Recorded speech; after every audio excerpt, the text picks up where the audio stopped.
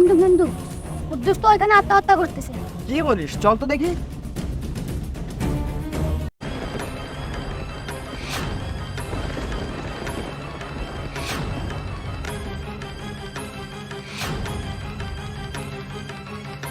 কি করতে যাচ্ছিস সেগুলো তুই? আমি মনে হয় পৃথিবীতে জন্ম নিয়ে বউ করেছি বন্ধু। আরে কি হয়েছে তাই তো বলবি। আল্লাহ যে কেন আমাকে এমন ভাবে পাঠালো। আরে কি হয়েছে বলবি তো। বস।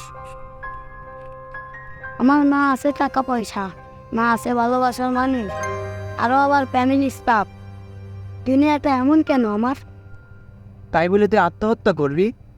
সব কষ্ট মনে হয় আল্লাহ আমার ভিতর দিছে। এবার থাম, অনেক বলে ফেলছিস।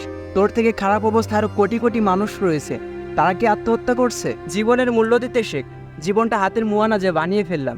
ধর তুই মারা গেলি, পৃথিবীটা কি থেমে থাকবে? মোটেও না, পৃথিবীটা ঠিকই চলবে। আর তোর মা বাপ 2-4 দিন কাঁদলো, তারপর কি হবে বল? তারপর কি হবে? আরো সবাই বলবে আপদ বিদায় হয়েছে।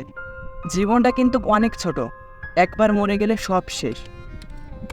তুই যে কষ্টের ভয়ে আত্মহত্যা করতেছিস, একবার কি ভেবে দেখেছিস যে পরকালে কি হবে? তুই তো মরেও শান্তিতে থাকতে পারবি না। তুই যে পাপ কাজটা করে যাচ্ছিস, তোকে যে শাস্তি দেওয়া হবে সহ্য করতে পারবি তো?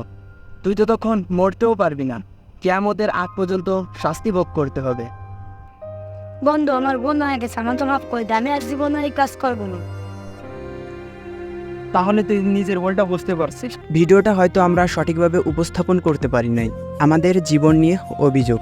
প্রতিনিয়ত আমরা আমাদের জীবনকে দোষ দিয়ে যাচ্ছি আর আত্মহত্যার দিকে পা বাড়াচ্ছি। আত্মহত্যা কি সকল সমস্যার সমাধান?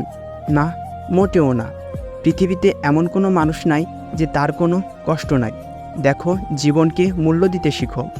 তুমি এটা ভেবে আত্মহত্যা করলে যে কষ্টের হাত থেকে বেঁচে যাবে, না, সেটা কিন্তু না।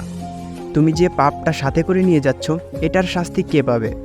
পরকালে যেহেতু তুমি মরতেও পারবা না, তখন কি করবা? কিয়ামতের আগ পর্যন্ত শাস্তি ভোগ করতে হবে। আল্লাহ জীবনটা দিছে নষ্ট করার জন্য না। তোমার জীবন তুমি নিজের হাতে সাজাও, জীবনটাকে উপভোগ করো। নিজের আশেপাশে একটু তাকিয়ে দেখবে, তোমার থেকে খারাপ অবস্থায় আরও কোটি কোটি মানুষ রয়েছে, তারা কি আত্মহত্যা করছে? তুমি মরে গেলে মানুষ তোমাকে দুদিনও মনে রাখবে না। এখন একটু কষ্ট করে নাও, পরে সুখ নিশ্চিত ইনশাআল্লাহ।